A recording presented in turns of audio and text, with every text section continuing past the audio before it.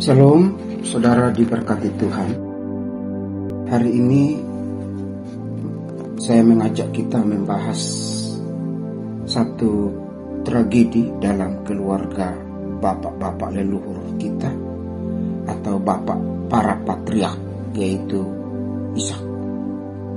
Dalam kitab Kejadian pasal 27 ayat 13 yang berbunyi, tetapi ibunya, maksudnya Ribka berkata kepadanya, Yakub maksudnya akulah yang menanggung kutuk itu anakku, dengarkanlah saja perkataanku, pergilah ambillah kambing-kambing itu. Lalu ia pergi mengambil kambing-kambing itu dan membawanya kepada ibunya. Sesudah itu ibunya mengolah makanan yang enak seperti yang digemari ayahnya. Saudaraku, temanya adalah tragedi dalam keluarga Ishak. Saudara-saudara, pada bacaan ini kita lihat bahwa Ishak lebih sayang kepada Esau dan Yakub lebih disayangi oleh mamanya. Timbulnya persepsi anak bapak, anak mama, atau mother minded dan father minded. Mengapa? Karena mungkin ada kesamaan-kesamaan tertentu pada anak dengan orang tua. Ini diakibatkan karena seorang anak lahir biasanya dilatar belakangi oleh beberapa hal. Misalnya, susah memperoleh anak. Tatkala diberikan anak oleh Tuhan, maka anak itu sangat dimanja. Berikutnya adalah mungkin anak itu dari sekian banyak kakak beradiknya dia sakit-sakitan. Anak seperti ini biasanya diperlakukan khusus, lebih mendapatkan perhatian, lebih mendapatkan kasih sayang atau proteksi. Berikutnya seorang anak disayang atau menjadi kebanggaan bagi bapak atau ibunya karena anak itu berprestasi. Entah berprestasi dalam bidang olahraga, agama, musik, atau sesuatu. Itu biasanya ada perlakuan khusus atau ada semacam tindakan orang tua yang dalam tanda kutip pilih kasih. Seorang anak dimanjakan itu juga karena anak itu adalah anak tunggal. Ya, kalau cuma satu, bapak ibunya bekerja untuk dia juga. Harta warisannya juga untuk dia juga. Makanya anak itu biasanya sangat dimanja. Dan terakhir seorang anak memperoleh perlakuan yang khusus karena anak itu misalnya anak bungsu. Apalagi bungsu lama tidak punya anak atau jaraknya dengan kakak-kakaknya cukup jauh, baru dia lahir. Itu biasanya manjanya minta ampun. Nah, anak-anak seperti ini biasanya mendapatkan perlakuan lebih disayang, lebih dimanja, permintaannya mudah dipenuhi atau didapat. Kenapa? Karena ada tendensi khusus dari bapak atau ibunya untuk anak yang masuk kategori yang saya sebutkan itu. Nah, pada bacaan ini terjadilah satu tragedi dalam keluarga Ishak, yaitu Ribka dan Ishak, yang kita tahu sama-sama mempunyai dua anak yang merupakan kembar, Esau dan Yakub. Saudaraku, jelas sekali bahwa Yakub lebih sayang kepada Esau dan Ribka lebih sayang kepada Yakub.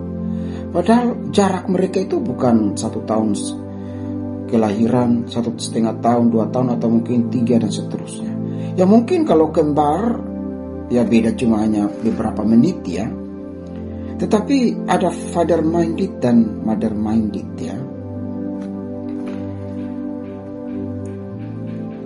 Ishak lebih sayang kepada yang pertama dan si bontot atau Yakub lebih disayang ibunya. Ya mungkin karena kesamaannya.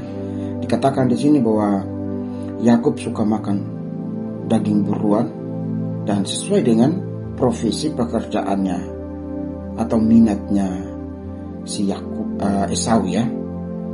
Lalu Yakub lebih disayang mamanya karena mungkin dia anak rumahan, lebih dekat kepada ibunya, jadi lebih dimanja. Namun dari sini kita lihat bahwa ada hal yang perlu kita pelajari. Dan saya melihat ada 3 hal, yaitu kita akan melihat sisi positif, lalu kita melihat ada sisi ilahi atau sisi negatif yang ada pada cerita ini. Ada 3 kebenaran. Yang pertama adalah adanya pilih kasih atau kasih yang tidak seimbang dalam keluarga ini. Apa itu kasih yang tidak seimbang? Karena Ishak lebih sayang kepada Esau pada ayat pertama sampai ayat yang ke-4 dari kitab Kejadian pasal 27. Sedangkan Ribka lebih sayang kepada yang si bontot. Nah, akibatnya sekalipun bahwa suara Yakub dan tangan Esau, tapi tetap Yakub mendapatkan berkat. Karena sudah begitu melekat kasihnya, begitu hebat kasihnya kepada si Esau, maka meskipun ada sedikit keganjalan, karena itu ditanyakan beberapa kali ya dari suaranya sih suara Yakub, tapi badan Esau. Tetapi karena ya selain faktor karena sudah tua dan rabun, namun ya itulah sudah tertanam benih pilih kasih. Yakub lebih disayang pada mamanya, dan Esau lebih disayang pada papanya. Kita lihat di sini juga sosok Ribka. Ribka, kalau kita mengkaji ayat ini sebenarnya ayat yang provokatif. Ayat yang membuat kakak beradik berantem. Karena Ribka berani berkata, "Akulah yang menanggung kutuk itu anakku, dengarkan saja perkataanku. Pergilah ambillah kambing-kambing itu." Artinya bahwa Ribka itu begitu dominan mengatur kehidupan si Yakub.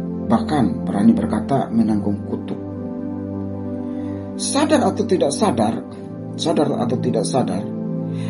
Ribka sudah menanamkan benih kebencian di antara mereka berdua. Karena setelah peristiwa ini, Yakub harus pergi ke Laban di tanah Midian kurang lebih 21 tahun untuk meredam kemarahan kakaknya Esau. Mungkin pada waktu si Yakub melakukan itu, ada banyak pertanyaan dalam hatinya. Waduh, kalau ketahuan pasti aku bukan dapat kutuk, bukan dapat berkat, tapi dapat kutuk. Atau kalau ketahuan kakakku Esau ini seorang pemburu yang hebat, pasti aku akan dimangsa sama dia. Tetapi kita lihat di sini bahwa peran ibu yang begitu hebat bisa menutup semua masalah yang ada. Meskipun kita lihat sini adalah pincang ya. Pincang dalam pengertian ada pilih kasih. Kasih yang tidak seimbang ini nyata dalam keluarga founder kita ya, yaitu Ishak. Jadi faktor pertama dalam tragedi keluarga Ishak adalah adanya pilih kasih. Yang kedua, kita lihat di sini pelajaran yang kita ambil, yaitu figur orang tua menentukan masa depan anak. Saudaraku, kalau anak itu diajar kasih, maka minimal anak itu akan tertambat hati pikirannya dengan kasih. Tetapi anak-anak itu tidak diajar selalu bersama kakak beradik, maka mereka akan nanti satu kelak dewasa punya rumah tangga, mereka akan berjauhan dan tidak saling hidup dalam persaudaraan yang rukun. Jadi figur orang tua itu sangat penting ya, sangat penting di dalam menentukan karakter anak-anak ke depan. Apalagi misalnya kita punya anak laki. Satu kala kalau dia menikah, dia punya istri, dan istrinya akan mengisi kehidupan dan membawa karakter dari rumah di mana dia berada. Kalau anak kita perempuan, maka dia akan mendapatkan seorang laki, maka rumah tangganya atau hidupnya akan diisi oleh sebuah kehidupan yang dibawa oleh suaminya dari rumah tangga di mana keluarga dia berada. Jadi kalau tidak fix, tidak cocok dengan mertua, itu karena memang faktor-faktor tertentu yang dibawa, yang bertolak belakang dengan adat istiadat, budaya, sopan santun, nilai-nilai moral, nilai-nilai budaya yang tidak sama. Oleh karena itu, peran kita sebagai orang tua itu penting untuk membungkus anak-anak ini, mengikat anak-anak ini dalam kasih yang sangat erat, sehingga tatkala mereka berkeluarga sekalipun, itu tetap mereka rukun. Jangan gara-gara harta anak-anak berkelahi. Jangan gara-gara warisan anak-anak berkelahi. Biasanya kalau bapaknya sudah mulai tua, ibunya mulai tua, itu terjadi perkelahian, terjadi pertengkaran, terjadi bunuh-membunuh, lapor-melapor ke polisi atau masalah hukum kakak beradik. Kenapa? Karena ya dari awal tidak diajar untuk bersama ya. Nah, ini tragedi keluarga Ishak jangan sampai terjadi bagi kita. Mirisnya lagi bahwa di zaman sekarang, zaman yang serba modern, serba canggih, serba cepat, maka orang tua pergi pagi pulang malam, anak ditinggalkan. Dengan siapa? Ya dengan asisten rumah tangga. Ya kalau asisten rumah tangganya seiman, puji Tuhan. Kalau tidak seiman, yang diajarkan ya begitu. Nah, oleh karena itu, figur orang tua itu mempengaruhi kelangsungan kehidupan mereka rumah tangga. Apalagi kalau orang tua tidak mendoakan anak-anaknya dari awal. Saya juga menganjurkan bahwa mendoakan masa depan, kesuksesan, keberhasilan anak-anak dari awal itu tidak salah. Tetapi juga mendoakan jodoh mereka dari awal. Dari dalam kandungan, dari SD, TK. Ya mungkin kedengarannya lucu ya, aneh ya. Kok masih kecil sudah didoakan jodohnya? Ya tapi itulah peran. Itu sudah menjadi persekot atau benih. Atau kita sudah menanamkan beberapa persen kepada Tuhan. Ini anak saya ingin supaya jodohnya demikian. Saya pikir tidak salah kan, mendoakan jodoh mereka, mendoakan supaya tidak mandul, mendoakan supaya dapat istri suami yang takut Tuhan, mendoakan rumah tangga supaya tidak bercerai, mendoakan supaya masa depan mereka cemerlang, mendoakan supaya mereka sukses, berhasil, bahkan dalam negeri sampai ke luar negeri, dan mendoakan mereka supaya punya iman yang kokoh sampai menutup mata. Saya pikir tidak salah. Kan berdoa kan tidak bayar Tuhan kan. Kita menitipkan harapan, asa kita kepada Tuhan. Jadi figur orang tua itu penting. Nah, anak-anak zaman sekarang kan lebih banyak sama asisten rumah tangga, sehingga lebih banyak karakter asisten rumah tangga ada pada anak yang diasuh daripada bapak mamanya. Mama bapaknya pergi pagi, matahari belum terbit, pulang matahari sudah terbenam. Pergi anak masih ngorok, pulang anak sudah ngorok. Jadi karakter yang ditimbulkan itu sedikit. Sehingga biasanya pada Sabtu atau Minggu di fullkan waktu kebersamaan. Ya kan? Family gathering atau quality time. Tetapi cuma 2 hari. 5 harinya kemana?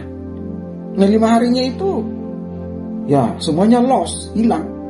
Nah oleh karena itu kasih sayang seorang ibu dan bapak itu penting sekali untuk menentukan atau berperan secara aktif aktif maupun pasif dalam kehidupan seorang anak.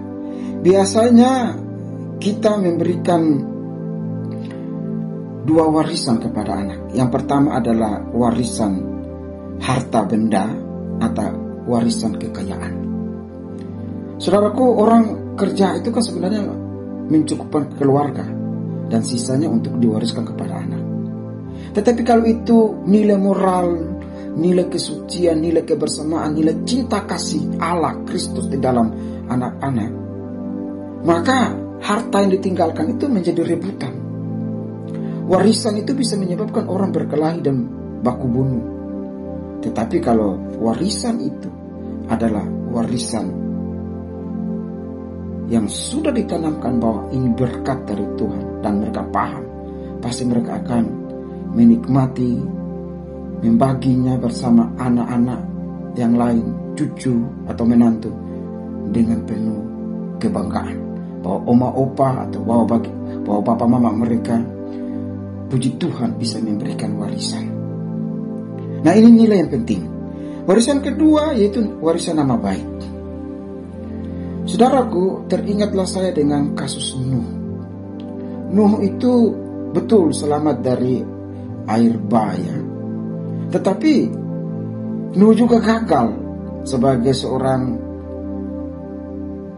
yang berprofesi sebagai mengusahakan anggur, taman kebun anggur. Maka ia juga membuat dosa dengan profesinya. Buktinya Sem, Ham, Yafet melihat sifat buruk dari bapaknya, dan Sem dan Yafet justru berkelakuan baik, kalau Ham justru melihat kemaluan bapaknya dan menceritakan aibnya. Dan oleh karena itu Ham dikutuk, bapak Kanaan ini dikutuk oleh ayahnya yaitu Nuh. Artinya bahwa kalau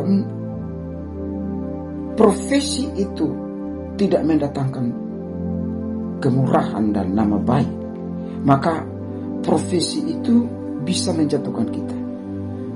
Artinya bahwa profesi itu bisa membuat kita bangga, tapi profesi itu juga membuat kita jatuh atau berdosa. Jadi profesi tidak salah, tetapi salah mengunggah profesi itulah yang salah. Jadi warisan kedua yang harus orang tua perhatikan adalah nama baik, iman yang teguh. Menurut hemat saya bahwa mewariskan harta itu tidak salah, tetapi mewariskan iman itu yang paling penting.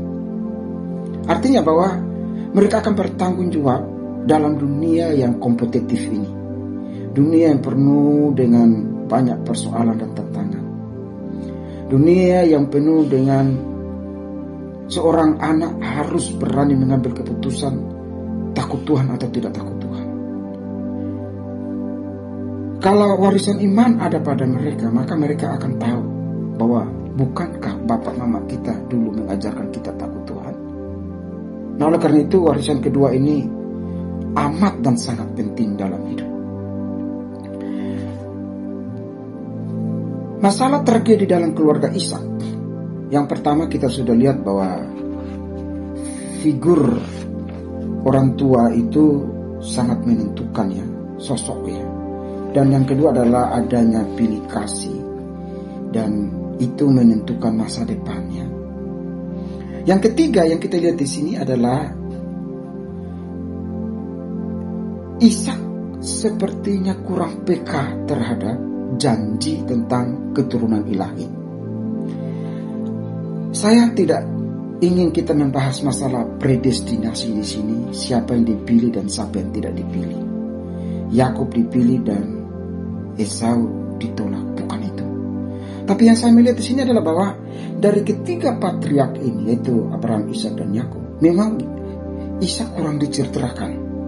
Yakub dominan, Abraham dominan, tapi Ishak kurang.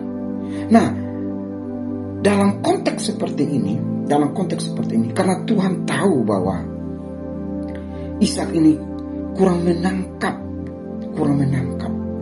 janji ilahi atau janji penerus keturunan Mesias. Maka hal itu ada pada Ribka. Kepekaan Ribka itu jauh lebih tinggi memahami, menangkap janji ilahi. Saudaraku, apa jadinya ya kalau Esau yang menerima hak kesulungan? Karena ada track record yang black hitam ya. Gara-gara kelaparan menjual hak kesulungannya, dalam bahasa Ibrani itu bekor, atau bahasa Yunani itu protakos, yaitu hak kesulungan. Bagi orang Yahudi, bagi orang Ibrani, bagi orang zaman itu, hak kesulungan itu penting karena dia mendapatkan 2 kali lipat harta benda. Dia harus mendoakan bapak ibunya, dia harus menjadi imam dalam keluarga. Itu penting sekali, itu bukan hal yang sepele ya. Hak kesulungan itu jangan dipandang seperti mempercayakan menjadi ketua RT dan bukan ketua RT, atau ketua kelas bukan ketua kelas, bukan. Tapi hak kesulungan itu sebagai pewaris, sebagai anak sulung yang dimana tertumpuk garis keturunan itu padanya. Kita lihat di sini kalau apa jadinya ya, kalau saya bilang apa jadinya kalau terkecoh dalam cerita ini, yaitu Esau yang mendapatkan berkat. Maka gampang sekali dia juga bisa menjual mandat ilahi, berkat keturunan ilahi itu ada padanya. Oleh karena itu, dalam kasus ini saya melihat bahwa bukan persoalan siapa yang diterima dan siapa yang tidak diterima, siapa yang ditolak dan siapa yang tidak ditolak, siapa yang mendapatkan berkat sulung dan siapa yang bukan mendapatkan berkat sulung. Tetapi persoalan covenant everlasting atau olam berit, karena bapaknya Abraham mendapatkan berkat dan harus diteruskan kepada anaknya yaitu Ishak, dan Ishak diteruskan lagi kepada Yakub, dan Yakub itu akan terus sampai kepada 12 suku Israel. Jadi ini persoalan kepekaan rohani. Kalau saya melihat ini persoalan kepekaan rohani. Kepekaan rohani adalah bahwa Ribka tahu persis, dan Ribka bisa memahami ini dipakai Tuhan. Sekali lagi, Ribka dipakai Tuhan untuk menangkap bahwa kalau Esau dipercayakan, maka waduh, gampang sekali juga dia akan meremehkan hak kesulungan atau hak sebagai penerus janji ilahi Mesias. Jadi yang ketiga kita lihat di sini adalah bahwa bukan persoalan siapa ditetapkan dan tidak ditetapkan. Kita tidak bicara predestinasi, penetapan, penolakan, tetapi karakter sifat yang bisa meneruskan pesan ilahi, meneruskan janji ilahi, meneruskan perjanjian kekal Tuhan, perjanjian penebusan di dalam Kristus, sehingga layak dipercaya orang yang dapat dipercaya. Karena Esau tidak dapat dipercaya, maka tidak mungkin Allah dalam kemahatauannya, foreknowledge-nya, mempercayakan janji ilahi ini kepada Esau. Pasti mempercayakan janji ilahi ini yang akan diteruskan secara ilahi kepada keturunan yang ilahi juga, yang mampu untuk mempertahankan dan meneruskan janji ilahi ini sampai kepada Yesus Kristus. Karena terbukti dari Yakub, lalu datanglah Yehuda, dan dari keturunan Yehuda lahirlah keturunan Mesias. Jadi di sini letaknya adalah kepekaan rohani, kepekaan spiritual dari si Ribka, dan ada intervensi Allah atau ada campur tangan Allah, yaitu bagaimana caranya mempercayakan kepada siapa janji tentang penebusan dan keturunan penebusan. Jadi jelas ya bahwa tragedi dalam keluarga Ishak ini bukan sekedar faktor pertama, kedua yaitu figur orang tua dan bilik kasih, tetapi persoalan di sini adalah bahwa yang kita lihat Allah membungkus semua ini. Allah lebih tahu, maka harus dipercayakan kepada orang yang dapat dipercaya untuk meneruskan garis keturunan Mesias atau keturunan ilahi. Nah, jadi saudara-saudara berkati oleh Tuhan, dari penjelasan tentang apa yang kita lihat dari tragedi keluarga Ishak, maka dapat kita simpulkan bahwa Tuhan lebih tahu siapa yang dipercaya dan siapa yang tidak dipercaya. Karena ada karakter-karakter khusus yang harus dibangun dalam dipercayakan janji. Saya juga melihat misalnya Musa dan Harun. Kenapa bukan Harun sebagai kakak yang dipercaya? Karena faktor pertama, Musa punya darah Ibrani, Harun juga punya, tetapi spesifikasi excellent sifat daripada Musa yang tidak dimiliki oleh orang Ibrani lainnya adalah bahwa dia pernah menjadi anak Firaun, sehingga dia tahu protokol masuk ke istana, dan dia sudah dikenal bahwa dia putra Firaun, putri Firaun. Jadi gampang untuk diterima. Nah, ini akses, ini privilege. Nah, privilege yang dimiliki oleh Yakub adalah dia orang yang bertanggung jawab, dia orang setia. Nanti kita lihat bahwa begitu cintanya kepada Rahel, maka pada waktu 7 tahun pertama menjalaninya, yang didapat bukan Rahel, maka dia bertekun lagi untuk 7 tahun. Dan kita berkata 7 tahun sama dengan 1 tahun. Dan setelah itu dia bertekun lagi untuk mendapatkan berkat atau harta benda atau binatang atau ternak 7 tahun lagi, kurang lebih 21 tahun. Nah, ini sifat ketekunan yang nampak, yang diekspresikan dari janji ilahi yang terungkap padanya. Jadi masalah ketiga yang kita harus lihat di sini adalah kepekaan rohani terhadap janji ilahi, karena harus dipercayakan kepada orang yang dapat dipercaya. Nah, oleh karena itu Bapak Ibu diberkati oleh Tuhan, saya ingin mengajak kita, kalau kita ini pelayan Tuhan, kita ini anak Tuhan, kita ini punya karunia, punya talenta, mari kita jaga sedemikian rupa. Karena spirit ini akan membawa kita kepada apa yang kita perbuat untuk Tuhan dipermuliakan. Jadi kalau kita begitu peka bahwa ini pemberian Tuhan, maka kita akan mengerjakannya dengan maksimal, dengan totalitas, agar Tuhan dipermuliakan. Kiranya kita menjadi orang tua yang betul-betul tidak menerapkan kasih yang pincang, dan kita menjadi orang tua yang menjadi figur. Bukan saja kita bekerja sebagai mandat ilahi untuk kita bekerja dan mewariskan harta benda, tetapi kita juga mewariskan nama baik, iman, supaya anak-anak kita kelak menjadi orang bertanggung jawab. Dan kita juga harus peka terhadap hal-hal rohani di dalam diri anak kita untuk diarahkan supaya mereka menjadi anak-anak yang hebat, anak-anak yang beriman, dan menjadi penakluk-penakluk dunia, penakluk-penakluk masalah, dan Tuhan dipermuliakan. Selamat berkarya di dalam keluargamu dengan menata diri secara apik dan bijaksana, membangun keluarga yang tidak pilih kasih, dan mewariskan janji iman bagi anak-anak kita untuk hidup takut akan Tuhan, dan Tuhan dipermuliakan dalam hidup mereka. Tuhan berkati. Salam.